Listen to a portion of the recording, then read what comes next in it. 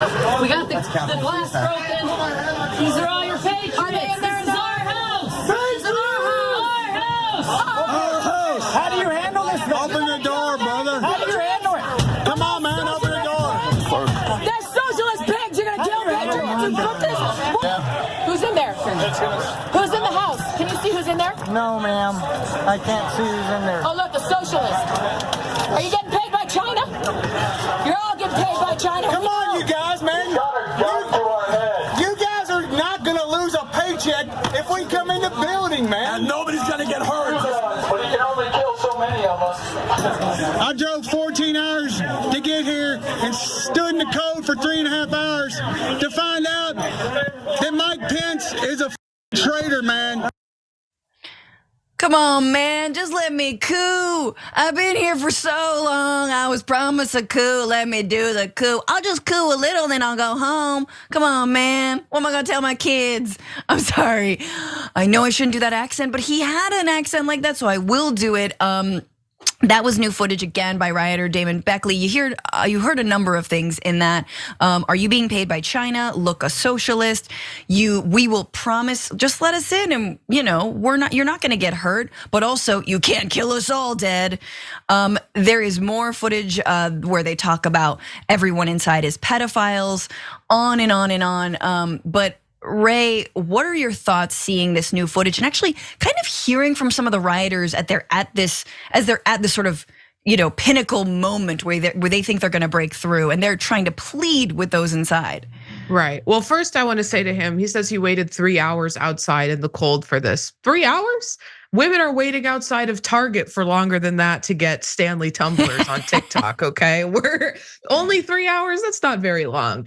But I think that this new footage really has shown, one, how violent it is, not that clip per se, but I mean, you see them standing in front of those armed agents, guns to their faces, and these people are not afraid. We saw that new footage of Ashley Babbitt. That woman had no fear as she was climbing through that window, and I think it really put a new perspective on her death that day. But yeah, to be in that scenario for them and to be, you can really see sort of.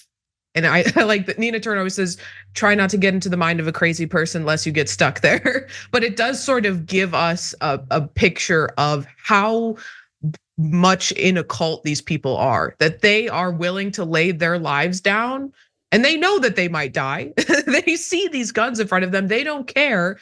And it's all in service of Donald Trump, a man who could not give a singular crap about the lives of these people. And you see that it's also coupled by their pleas now that some of them are being sentenced. They've been charged, they've been found guilty. The pleas that they've made in the media to the MAGA movement and seen that they don't have support from them. They're being called by the man who inspired this and directly told these people essentially to take this action, that they're actually Antifa, or that they were the deep state working, to undermine MAGA. And these people were literally willing to lay their lives down on the line, or in the case of Ashley Babbitt, actually did sacrifice their life, again, for a man who just couldn't give a damn about them. It's pathetic.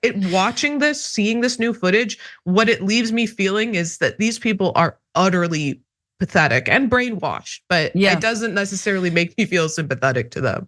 I mean, I think that's really important to remember. We need that Ashley Babbitt's death is on the hands of Donald Trump. That's who compelled her to go there and who emboldened her to think that she could somehow get away with breaking into the Capitol building and not face any repercussions, specifically lethal repercussions. But there's just a little bit more we have to get to before we break, because there's more information about the guy who, has blood on his hands from this day and God, so many other days in this country. And that's Donald Trump and what he was doing. And thanks to his former deputy chief of staff, Dan Scavino, we have more information. Details have come now after an ABC News report about Trump's inaction. So sources close to Scavino said, Scavino told Smith's investigators that his violence began to escalate that day. Trump was, quote, just not interested in doing more to stop it. Sources also said former Trump aide Nick Luna told federal investigators that when Trump was informed that then Vice President Mike Pence had to be rushed to a secure location, Trump responded, so what? Classic 9-year-old response. According to sources, when speaking with Smith's team, Scavino recalled telling Trump in a phone call the night of Jan 6th, "This is your legacy here, and there's smoke coming out of the Capitol." At times, Trump just sat silently at the head of the table with his arms folded and his eyes locked on the TV, Scavino recounted. Again, like a child. "I don't care. Let it burn." After unsuccessfully trying for up to 20 minutes to persuade Trump to release some sort of calming statement, Scavino and others walked out of the dining room, leaving Trump alone, sources said. That's when, according to sources, Trump posted a message on his Twitter saying that Pence, quote, "didn't have the courage to do what should have been done." In other words, fan those flames, baby. Let's keep it going. And as you heard there in that new footage, folks are like, I voted for Mike Pence, to find out he's a traitor. Any final thoughts here, Ray?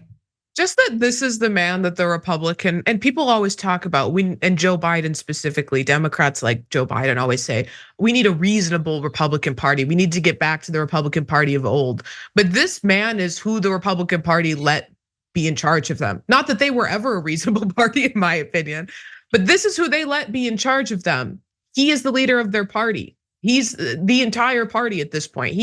They let him decide their policy agendas on a whim. Whatever he tweets, they decided was going to be their policy moving forward. They put him in control. This is the whole party now. They all have, and there are Republicans right now pretending that they oppose him. But if he wins this election in 2024, they will be falling in line behind him and be the biggest sycophants possible. So like, I'm just sick of this narrative. Like, this petulant child is the party. That is the Republican Party at this point. And anyone telling anybody different is just, it's wrong. It's incorrect.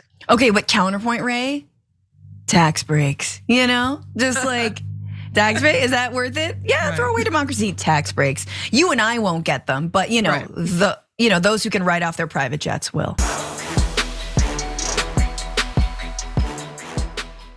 For more political news breakdowns, interviews, stories of activism, and me trying my hardest to care about the occasional big celebrity news story, subscribe to our YouTube channel at youtube.com/The Damage Report. And you can ring the bell wherever it is so you don't miss anything.